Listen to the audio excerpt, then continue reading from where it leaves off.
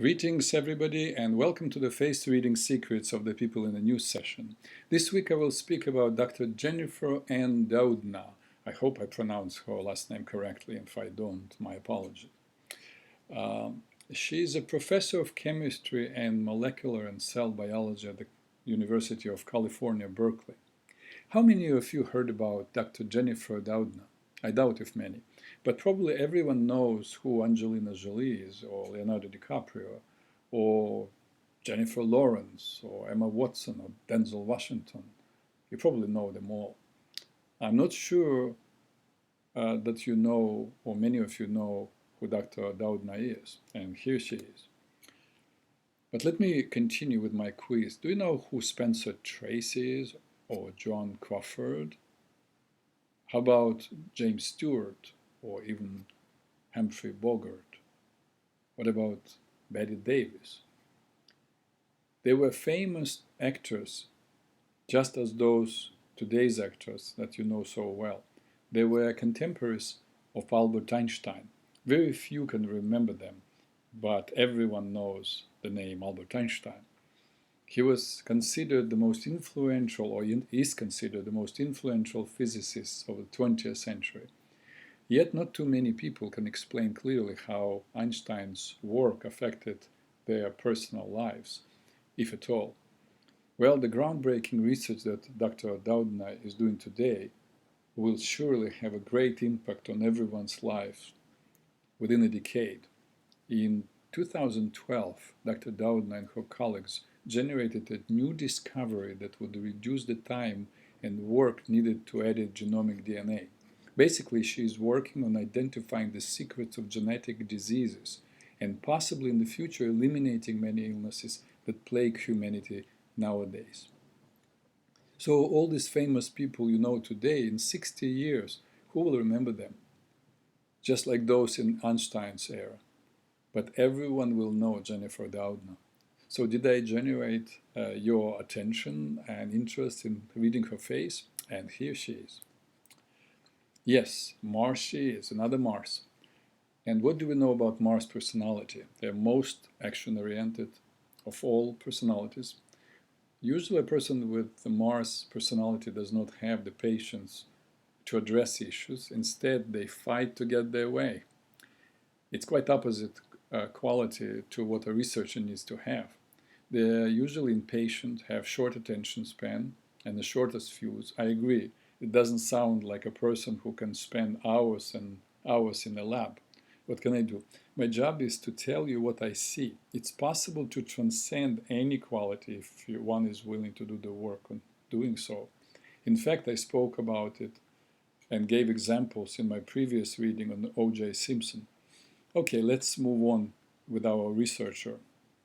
She's generous, fun to be with, courageous, knows how to inspire others, and well, she knows how to make other people do her bidding. A few interesting features. Picture one, you see this, there is a line along her mouth where the mouth closes, and then there is a line. See the two arrows showing the beginning of the line and the end of the line. Excuse me. The longer the line is, the greater is what we call executive power. If you want to hire someone who will make things happen, get someone with lines like this. And Dr. Doudna has them. That's what probably helps her to keep her research running and running the way she wants it. Picture two, the space between the tragus and antitragus. You know, the bigger the space is, the more talkative a person is. Here, the space is not too big, so she does not have the need to talk a lot. She's capable to communicate well, as most of the Mars family people can, but when she speaks, it's only about what is necessary to say, not more. Picture three, her slightly hooked nose and almond-shaped nostrils, both are signs of great intelligence. And finally, picture four, blue eyes, detachment. You do need to be able to detach in order to be a scientist. If one is driven by passion, it may easily lead him or her into rushing and making mistakes or quick assumptions. And at the same time, you can see that she has quite a large inner face. You remember from other talks or readings what the inner face is. It's our receptacles. She has quite a large inner face, which tells us that she takes in a lot and possibly pays a high price for it. That is, even though she appears detached, she still feels deeply and may be quite sensitive.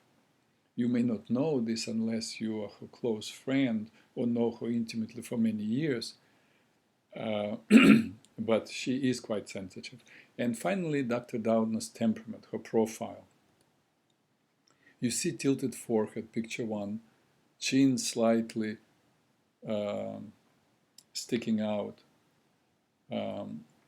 Looks like she is a sanguine, but wait, look at the corner of her jaw, the blue arrow. This is a bilious corner of the jaw. So what we have is a sanguine with a bilious jaw. So she is physical, active, muscle coordinated, loves sports and competition, great communicator, fun to be with.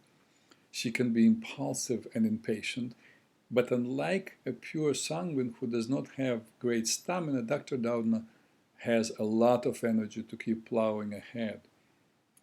With all her femininity and sanguine charm, she is as powerful and as enduring as any bilious is.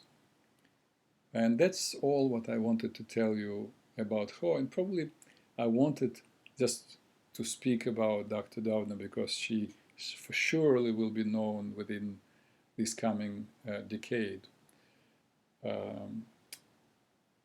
And if you want to bear with me a little longer, I want to share with you something else. Since I started this series, The Face Reading Secrets of the People in the News, I did 18 readings so far. There are altogether 12 faces / personalities, and if all faces were represented equally, we would have each face show up in my readings 1 or 2 times the most. Yet out of 18 faces I read, 6 are Mars, numbers 1 through 6, as you can see, and 2 are Mars combination, O.J. Simpson and President of Turkey, Erdogan, number 7 and number 8.